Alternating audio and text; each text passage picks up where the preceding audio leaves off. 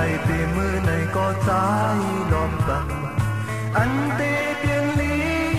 tăng bốt này hàm lại nó người có mây tê ngầuอยู่เกาะจมติดมือยุ่งโคจอมเปินย้อนสู้เฮาสู่หักกึม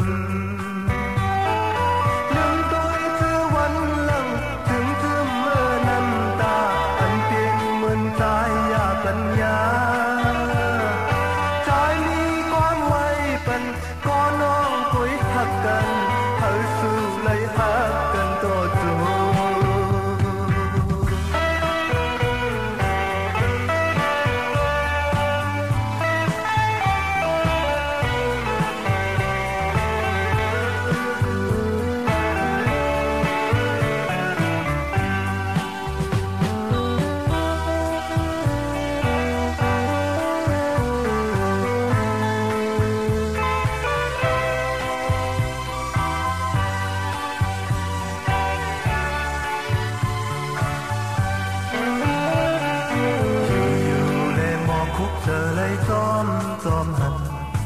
Ghiền Mì Gõ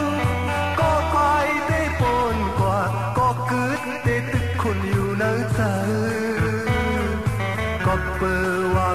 không bỏ